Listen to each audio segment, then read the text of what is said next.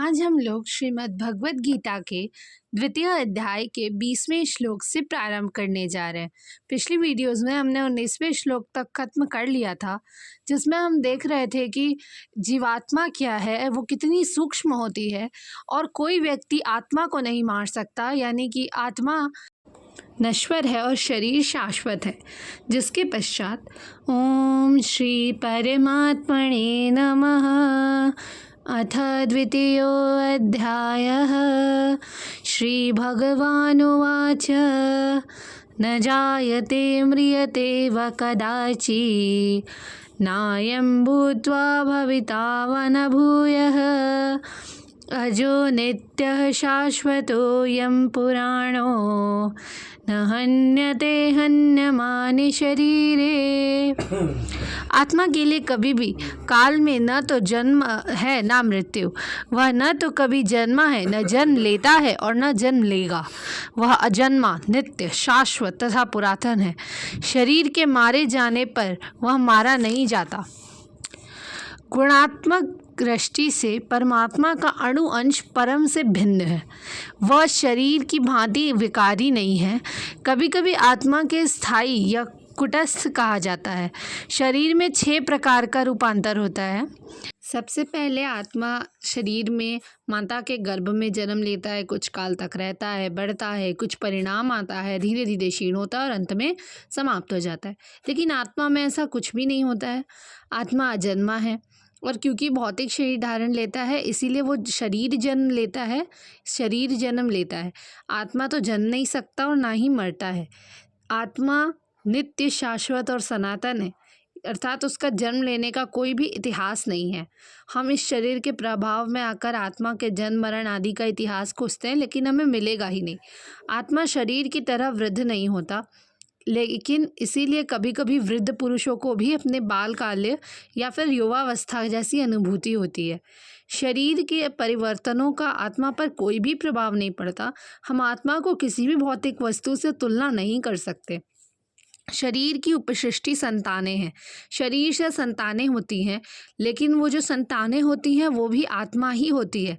आत्माएं कोई संतानें नहीं देती, और जो शरीर से संतानें उत्पन्न होती है वो भी आत्मा होती है। और क्योंकि वो शरीर से उत्पन्न होती है, हमारे शरीर से होती है, इसलिए हमें ऐसा लगता है कि ये संतानें हमारी हैं।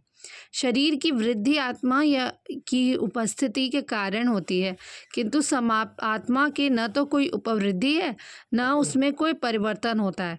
इसलिए आत्मा शरीर के 6 प्रकार से मुक्त है। जिसके पश्चात कठोपनिषद में भी एक श्लोक दिया है, न जायते म्रियते वा विपश्चिन् नायं कुतश्चिन्न बभूव कश्चित् अजो नित्यः शाश्वतोऽयं पुराणो न हन्यते हन्यमाने शरीरे। इसका अर्थ इसी श्लोक के समान है, लेकिन इसमें एक शब्द है विपश्चिन, जिसका अर्थ होता है विद्वान या ज्ञान में। आत्मा ज्ञान या फिर चेतना से सदैव पूर्ण रहता है, इसलिए चेतना ही आत्मा का लक्षण है। अगर कोई हृदयस्थ आत्मा को नहीं देख पा रहा तो वो ये जान सकता है कि चेतना है तो आत्मा है। कभी कभी बादलों से हमें सूर्य नहीं दिखता, लेकिन सूर्य का प्रकाश होता है तो हमें पता चल जाता है कि दिन का समय है। प्रातःकाल जैसे ही आकाश में थोड़ा सा सूर्य प्रकाश दिखता है, हम समझ जाते हैं कि सूर्य आकाश में है, दिन हो गया है।